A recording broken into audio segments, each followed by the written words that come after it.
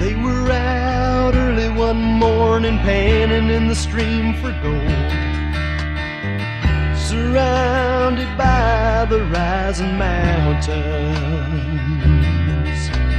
Old prospector with a tale for two, he brushed around in the pan,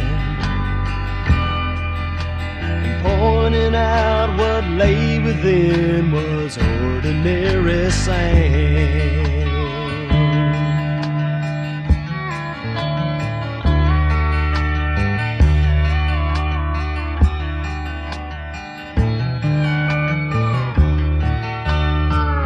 He began with his story about 20 years before,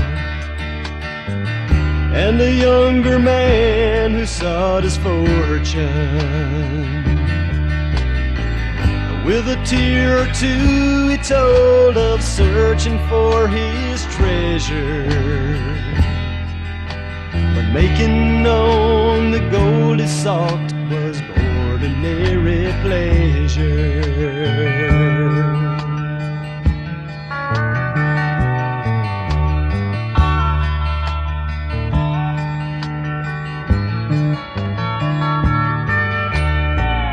There were years of doing without, and there were years of plenty. He started thinking that life was never steady, excepting when the bills came in and he had no money to pay. Whiskey had never tasted better ordinarily.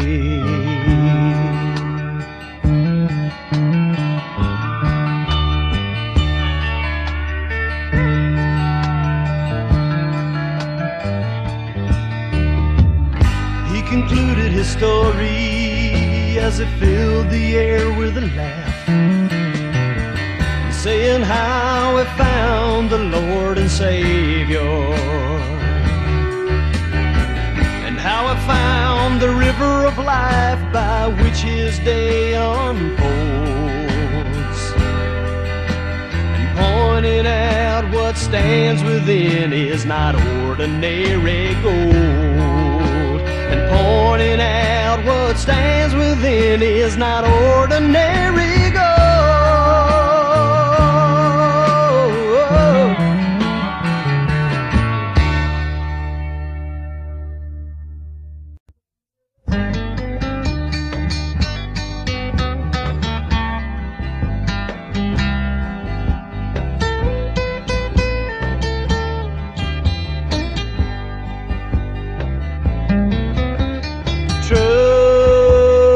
Trust in God,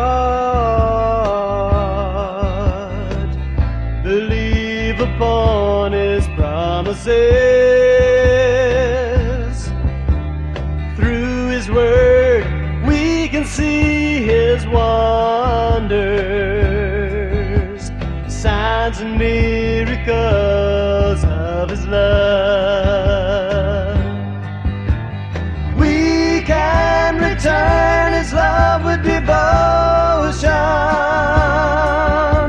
standing on His word before all men. We are His beloved and His chosen,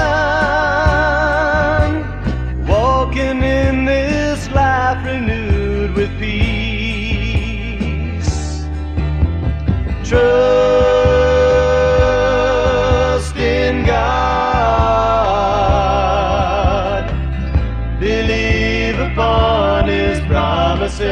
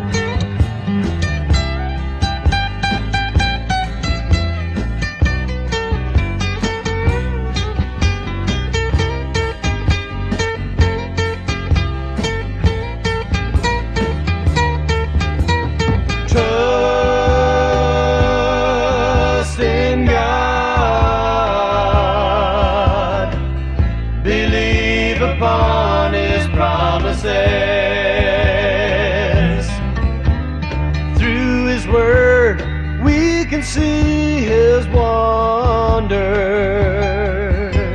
signs and miracles of His love. We can return His love with devotion, standing on His word before all men. We are His beloved and His chosen, walking in this life renewed with peace. Trust in God, believe upon His promises. Trust in God, believe upon His promises. Believe upon His promises.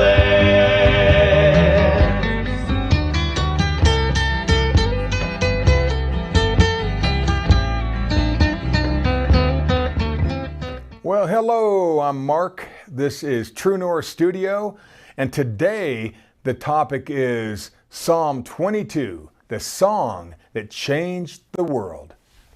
Do you know a song that is so well written, a song that's filled with so much heart that it not only speaks to you but gives you strength, makes you feel like you can do anything? Has a soundtrack ever made a road trip more memorable, helped you perform better, or helped you navigate through some really tough times? Maybe that song even saved your life. Jesus Christ had such a song, and it was Psalm 22. With no time to waste, Jesus had thought through every detail. He even planned out what his final song would be. He knew that Psalm 22 was written specifically to help give him the strength to make it through the hell he was about to face and help him believe to rise from the dead. He'd sung it 1,000,000 times. For many years, Jesus had studied every verse, thought through every stanza, considered every word. He wanted his final thoughts to be driven by this song. The gospel writers only bookended Psalm 22 with the first and last lines, "Why have you forsaken me?" Matthew 27:46, and "It is finished," John 19:30. Why didn't they include the entire song? Well, they didn't need to. Everybody near his crucifixion site knew exactly what he was singing, and even a few knew why he was singing it, especially his mom who first taught it to him. She may have even sung along. The song, Psalm 22, is so perfect, so well chosen, so packed with humanity, meaning, and hope that it helped Jesus complete his calling and helped him lock his mind down so he could believe to rise from the dead.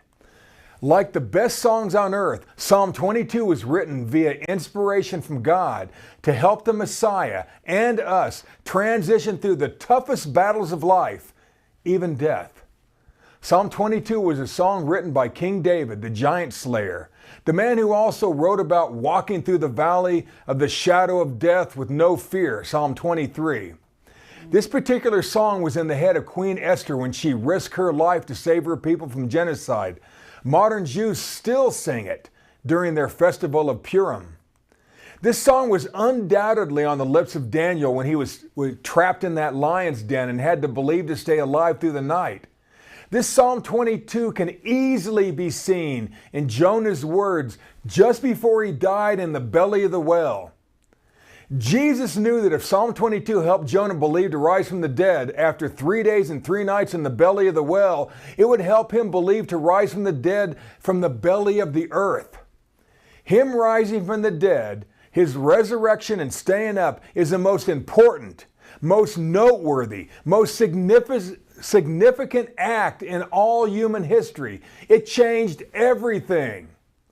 The salvation of the entire world depends on Jesus rising from the dead, and Jesus is dependent on this song to help him believe God to make it happen. Let's enjoy the song that changed the world. Let's enjoy Psalm 22. Denial and anger.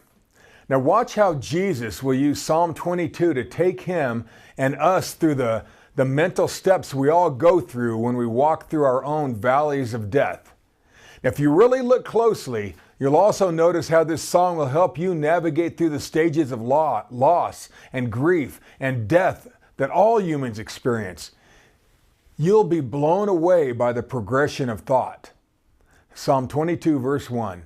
My God, why hast thou forsaken me?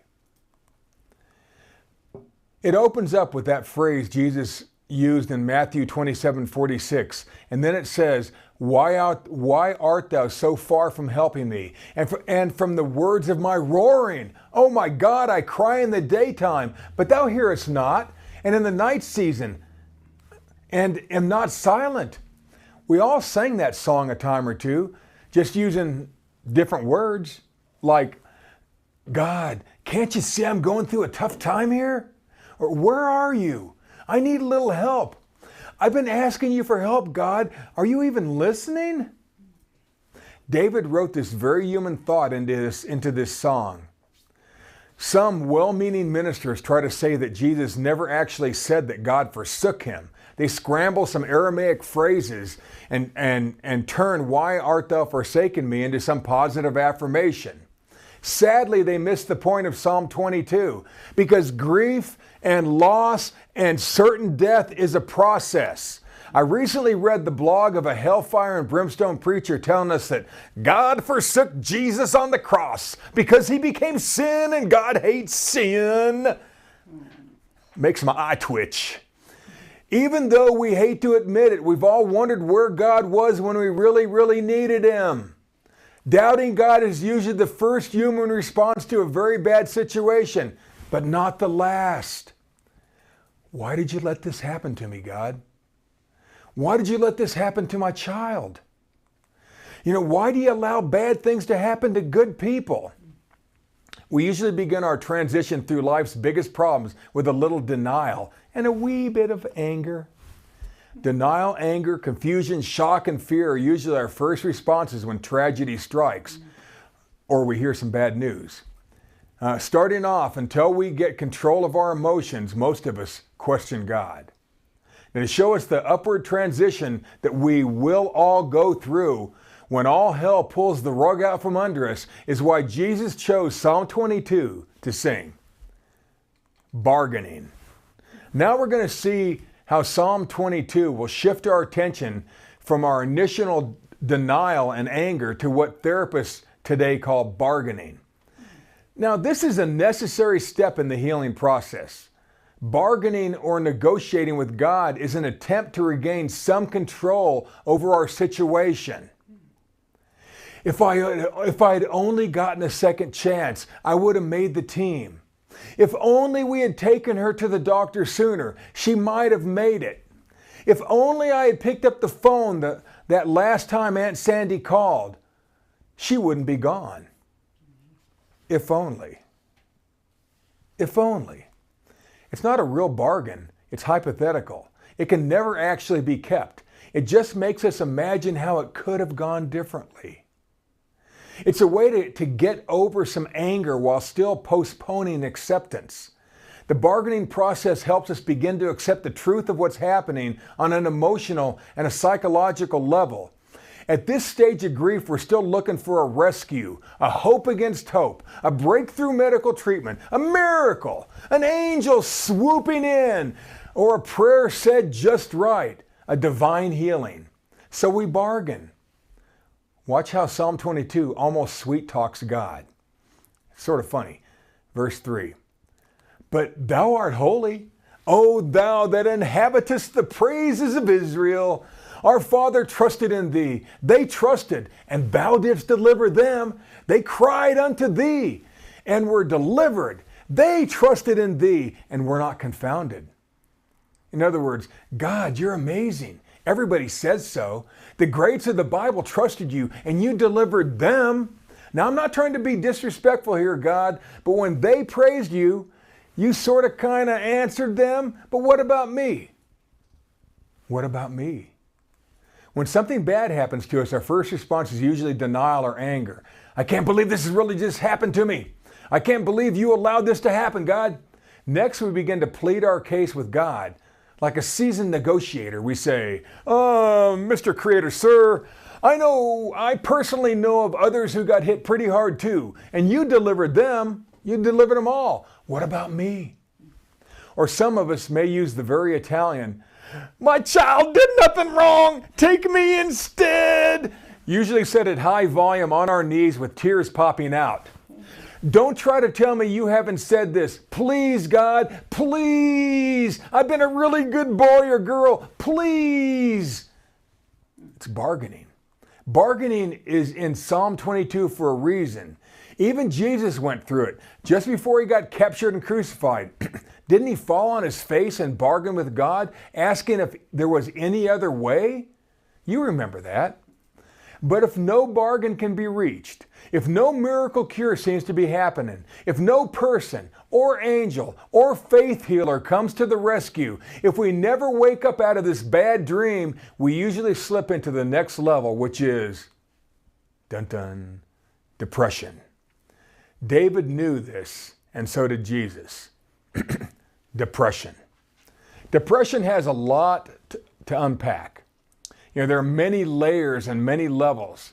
When we realize that there's nothing more we can do, we usually sink deeply within ourselves. Now, some of you are saying, Mark, you're crazy, man. Jesus never had to deal with depression. Well, then why is he about to sing his way through it? Jesus had been hanging there crucified for 6 hours now. He is swollen and bloody. The crowd has been shouting insults at him for 6 hours. The apostles are nowhere to be seen. And for the past 3 hours, even the sun has been hiding behind thick, dark clouds. I want you to notice that David saw Jesus' crucifixion like he was inside the head of Jesus Christ, looking out through his eyes. Through his eyes. What you're about to read is what Jesus sang and thought. He had to transition through this. We all do. Verse 6, but I am a worm and no man, a reproach of men and despised of the people. Now, Jesus has taken inventory of his body and emotions. Maybe I deserve this. Don't we all do the same thing after an accident, an attack, or a rape? We take ourselves through a mental checklist. And when we're able to accurately name our grief and emotions, we begin to discover their boundaries. Like a football game has quarters, grief has limits. Jesus starts with the phrase, I am a worm and no man. Well, this isn't self-deprecation. This worm isn't that pink little wiggly worm you see in your garden after a rain. The word for worm in verse 6 was actually the world-famous crimson beetle. What David saw by revelation, spiked to that wooden post was Jesus' red, swollen, bleeding great-grandson, was his great-grandson Jesus. That was the only way he could describe what Jesus looked like. He looked like a giant version of the red crimson beetle, just like the one of those red swollen bugs he played with as a kid. Just before the beetle dies, the red bloated beetle scampers up a tree, puffed full with an indelible red liquid that'll stain anything it touches. And this beetle is still harvested today for its red dye in many parts of the world. Its dye was the red in Jesus' cloak. It was actually the red in America's first flag, the red stripe. It's even the red dye we still use today in some foods and lipsticks. Natural red 4 comes from that bug. As I mentioned earlier, Jesus knew he barely looked like a human anymore. After being lashed, abused, and beat from head to toe, he was red, naked, puffy, swollen, sore, and oozing blood from top to bottom, emotionally and physically. Now comes the verbal attacks that will usually happen when we're down. Have you ever been verbally attacked when you were down? Verse 7, all they that see me laugh me to scorn. They shoot out the lip. They shake the head, saying, he trusted on the Lord that he would deliver him. Let him deliver him, seeing he delighted in him. This is textbook bullying. By the way, this harassment is actually written in 3 of the Gospels. David saw it and heard it. Do you have any idea how clear Revelation can be at times? We've all gone through bullying at some level. Everybody does. And we've all sang that depressing song, "Nobody loves me, nobody loves me." And just when you begin to shine, and just when you begin to advance, or just when things are really beginning to come together in your life, someone tries to pull you back down. Now, many of our youths are masters at cyberbullying. But bullying doesn't just happen to kids, and neither does depression. When I was a young minister, my wife gave birth to a full-term stillborn baby, and we were going to call him Hunter.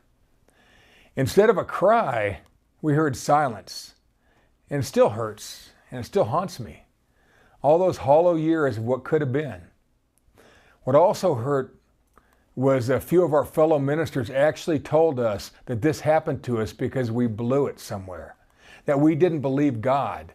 Some actually told us that God was punishing us. As they say in Alabama, bless their hearts. Well, it took me a while to process out their hate. Now, don't get me wrong, there were many more people who comforted us during that time, but some of the ministry leaders were pure evil, used by the devil, heartless. And I thank God for people like you.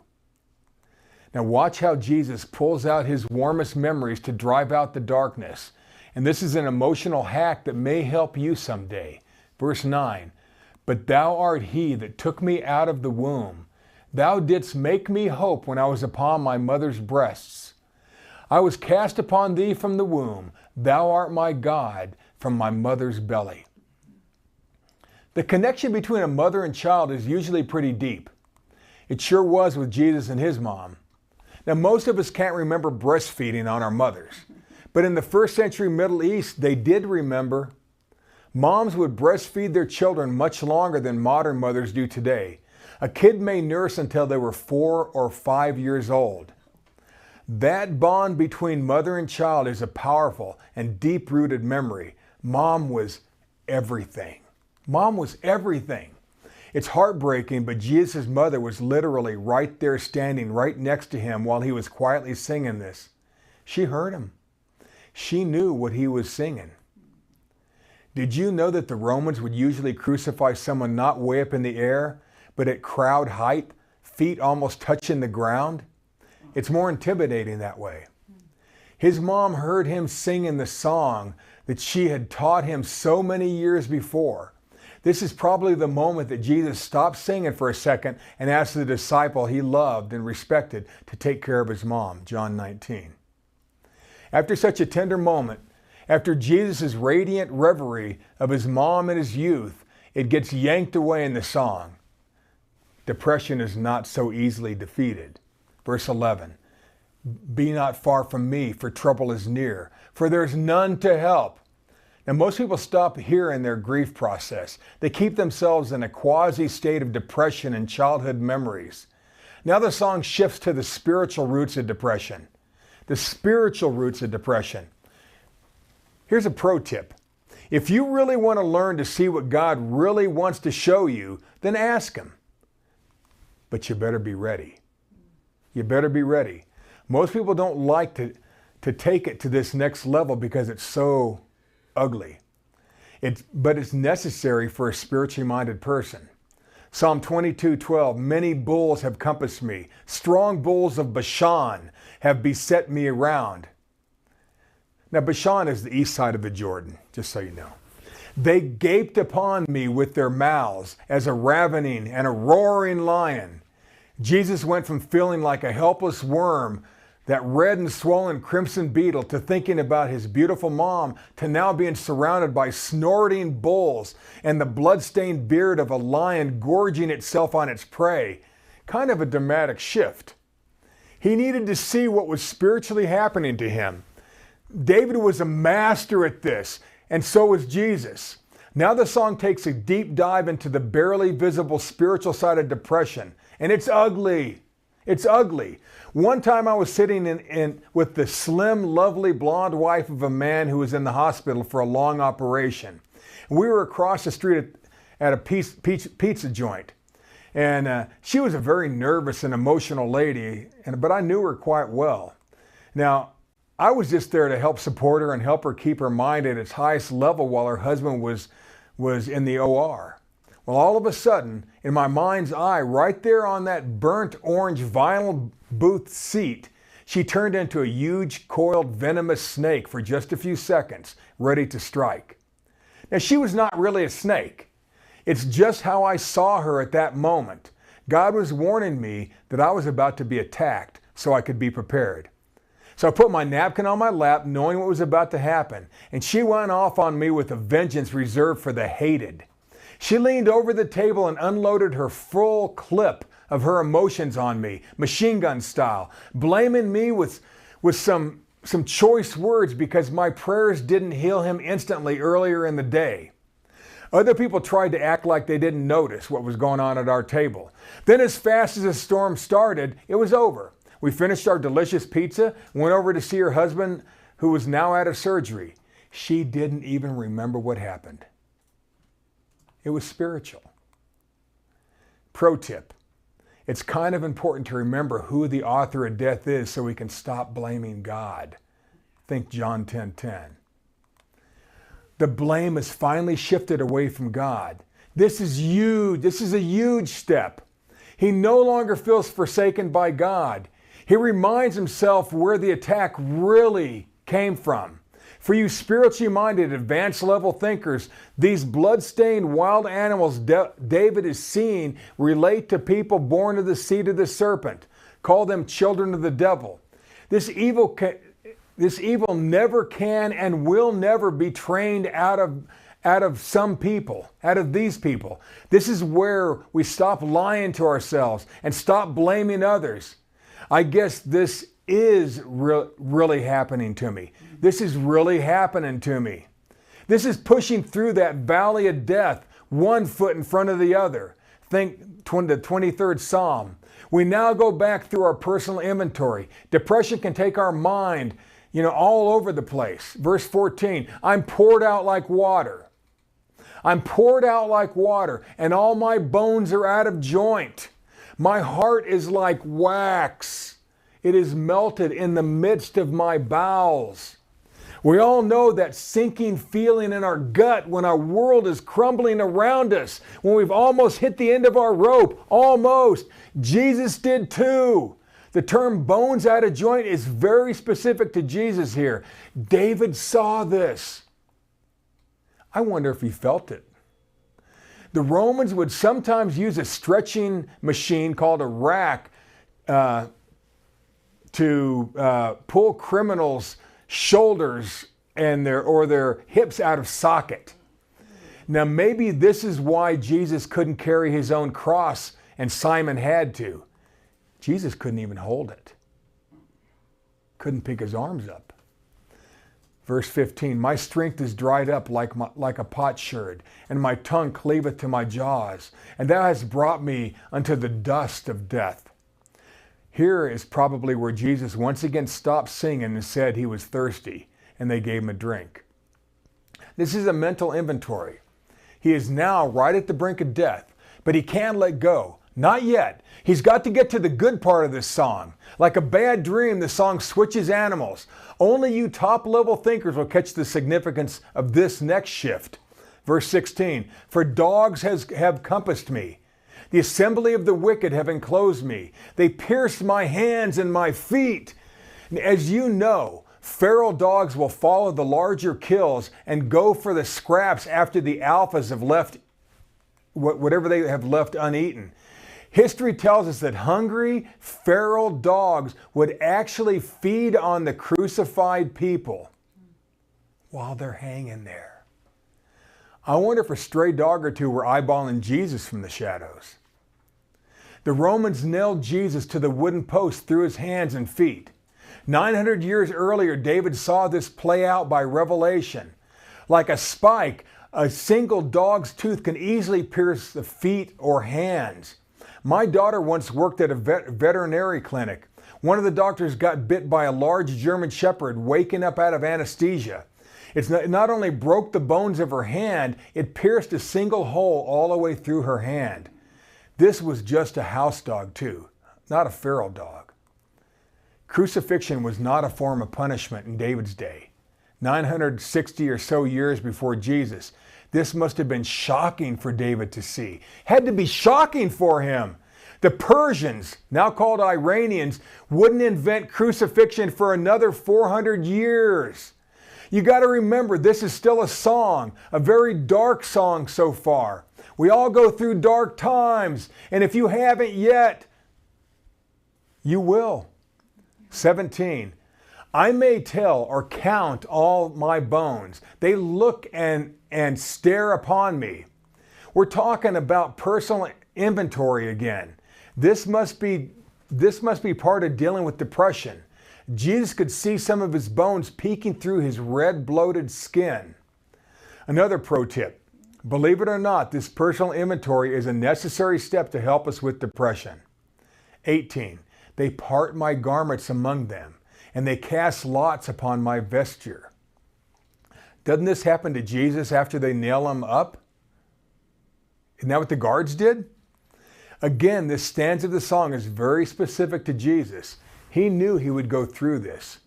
And now we're going to see in this song how Jesus began to shift himself out of those depressing thoughts. Psalm 22:19, be not thou far from me, O Lord. O my strength, haste thee to help me. Deliver my soul from the sword, my darling, which means my one and only God, from the power of the dog. Save me from the lion's mouth, for thou hast heard me from the horns of the unicorns. Okay, the horns of the unicorn is a funny translation. These unicorns are not pretty white ponies with long spiraled horn on their foreheads and a long pink mane that's perfect for little girls to brush with tiny pink combs. You see, wouldn't that have been a magical moment for Jesus to picture himself surrounded by a herd of non-binary unicorns sliding down a rainbow? Well, the word unicorn is the same word as that wild bull of Bashan that we read about earlier. It's the same word. As the Italian from New Jersey used to say, you mess with the bull, you get a de horns. This ends the denial, the anger, and the bargaining, and the depression section of this song. This is where a mental switch flips, click, and we begin to accept our fate. We no longer blame God or others. We are finally ready to admit that the attack ultimately came from the devil. This is as far as most people go when transitioning through grief. This is where people usually stop. It's good to get past the depression phase, but there is one more level not mentioned in the Kubler-Ross grief cycle. This will take top-level thinking for any of us. I once heard that when we finally face our sadness and grief, we don't need to run from them anymore. When you finally face your grief and sadness, you no longer have to run from it anymore. There is one more level if you're a believer, because we play by a different set of rules. David's Psalm 22 will take us there. Now, acceptance through hope. Psalm 22 has been growing Jesus through the grief process. Jesus knows he needs to make it to the end of the song. Just a few more verses. This final section was Jesus' favorite part, and always had been. This is recalling a clear and present picture of your future. Very important. Building a hopescape. Building a hopescape is not easy when you're in pain or in some private hell. So build it ahead of time. You'll know what I'm saying in just a minute. Here we go. Here's what Jesus did to break free of the life-sucking depression and the spiritual battle. Hope is bringing our future into focus. Verse 22, I will declare thy name unto my brethren. In the midst of the congregation will I praise thee. The words I will indicates future thinking and assuredness. This is re-quoted in Hebrews 2, verses 12 and 13. This is not secular grief counseling anymore. This is the power of hope. Psalm 22:23, ye that fear the Lord, praise him. All ye the seed of Jacob, glorify him, and fear him, all ye the seed of Israel. This is future thinking. This is hope. At this point, it's Israel's hope, not ours. This part of the song was written directly to those of Israel who made it to the resurrection of the just. These will be the last people up in the future. The last people up. Hang in there. He's going to sing about you in a second. Verse 24, for he hath not despised nor abhorred the affliction of the afflicted, neither hath he hid his face from them. But when they cried unto him, he heard. Notice how the song is fully transitioned from feeling forsaken in verse 1 to knowing that God never dislikes you, God never hides from you, and God always hears your call. Grief is a process, people. It takes time. It takes hard work. It may take some help. God has always been there for you. God has always heard your prayers, your cry, your tears. Verse 25, my praise shall be of thee in the great congregation. I will pay my vows before them that fear him. This part of Psalm 22 was almost verbatim in Jonah's prayer. Jonah sang this part of the song with his final bubbling breath. Jesus knew that this section of Psalm 22 helped Jonah believe to rise from the dead. He even mentions it in Matthew 12:40. David wrote this almost 300 years before Jonah and almost 1,000 years before Jesus. Paying your vows is to keep your promise. Some describe it as a chance to finish what you started. We will someday have all the time in the world to tie up any loose ends with people or with God in paradise. We have an eternity to complete our eternal calling and do what we said we would do. Now, I'm not sure, but some ministers teach that because we will be able to finish what we started, we may be able to finish raising that child that was taken too young. Just a thought. I don't really know. Jesus' mind is settling down now. He's refocusing. He's not thinking about the hurt any longer. He's suited up. It's game time. His face is like a flint and all. Athletes play through the pain. They just make up their mind. Well, that's Jesus. This is when Jesus' mind begins to transition way past the pain and loss and hurt. I like to think that our hope must be greater than our hurt. Our hope must be greater than our hurt. Verse 26, the meek shall eat and be satisfied. They shall praise the Lord that seek him. Your heart shall live forever. I love this. Our hearts shall live forever. It means that the greatness of who you are will last for eternity. The best of who you are will live on forever and ever and ever. Plus, little old you will be recognized in heaven by the people that love you. Cool thing is, everyone will love you. I love you. Verse 27, all the ends of the world shall remember and turn unto the Lord, and all the kindreds of the nations shall worship before thee. In that future, everyone left on earth will have turned to God by this point. Verse 28, for the kingdom is the Lord's, and he is the governor among the nations. Did you notice the hidden blessing here? No longer will the devil be around to run the systems of the world, to tempt us to do harmful and self-destructive things. 2 Corinthians 4:4. Satan will be gone, destroyed, kaput. Think 1 John 3:8. Verse 29 now. And they that be fat upon the earth shall eat and worship. I like how it says eat and worship. Think about the single best day you ever had in your life. The day that was so good, you actually thank God for it. That will be a normal day in heaven. Actually, it'll be better. 29 continued. All they that go down to the dust shall bow before him, and none can keep alive his own soul.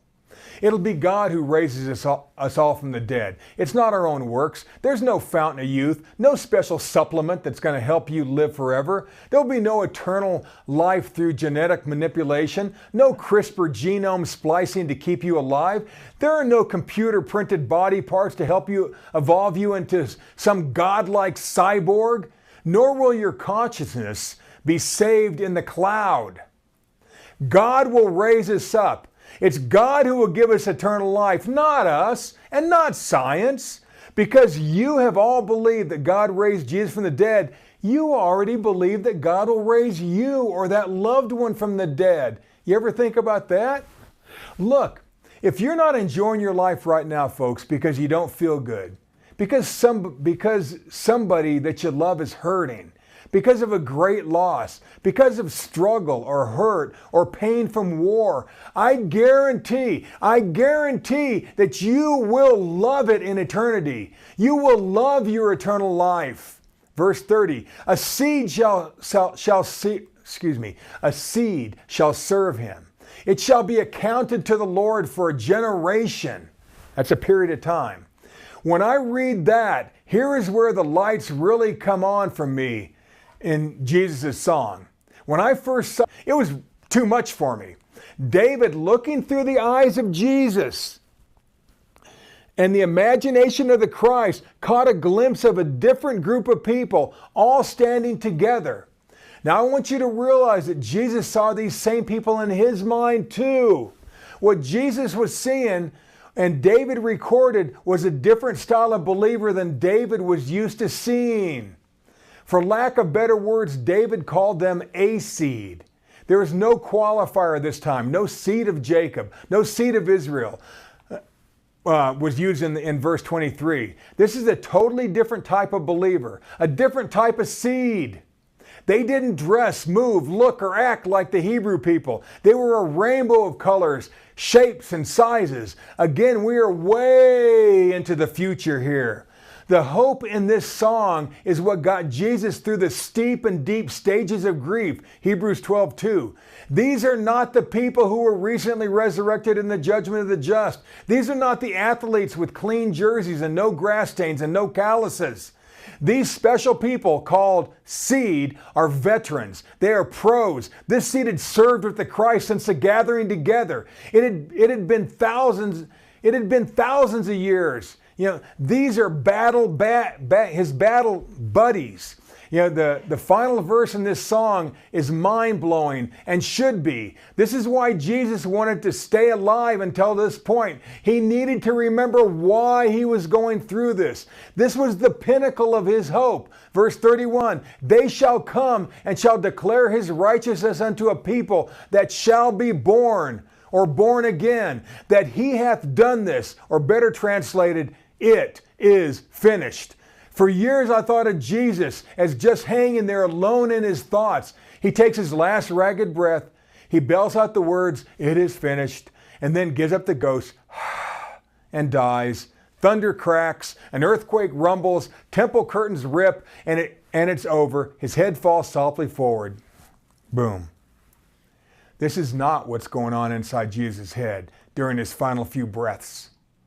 Let's read verse 31 from a clearer version, from the TPT. And they, the born again ones, you and me, the born again ones, you and me, will all declare it is finished. They will all declare it is finished. Here's something you may have never realized. We will all, along with Jesus, raise our arms in unison and shout together with one voice, it is finished. You will be there. This is a moment he lived for, worked for, and was worth dying for. This moment in this song is what kept him going through the worst of times. This moment in his mind is more exciting than the confetti bombs after winning the Super Bowl. This is better than scoring the last second goal in the World Cup finals and sliding on your knees with fists in the air as the stadium and the world erupts. This is pointing your bat at center field and slugging a walk-off grand slam homer with 2 outs in Game 7 of the World Series. This is that kiss you've been waiting for at the end of every Hallmark movie. This brand of seed is everyone who ever believed in their hearts that Jesus rose from the dead. To him, it feels like you are with him right then. It feels like you're with him right then. We are with him in his mind. You are his brothers in arms, the teammates he fought alongside through 1,000 conflicts after the gathering together. When the Christ looks out of the massive crowd, he locks eyes with you. He knows you like he knows himself. He nods your way, flashes a smile of thanks like only the Rock can do. You are totally familiar to him. What Jesus pictured in his mind was you and me and millions of others in unison, finishing Psalm 22 together in maybe 1,000 languages. We won! It is finally finished! Can you see it? Do you hear us? That's how the Christ pictured his hope. With his final breath, with you in his heart, he could finally relax. This song was designed to help Jesus have a reason to rise from the dead so that he could bring to pass that new birth he had talked about his entire ministry. Psalm 22 ends with Jesus picturing all of us gathering around him, fists in the air, shouting out together, "We won! It is finished!" That is how Psalm 22 became the song that changed the world. God bless.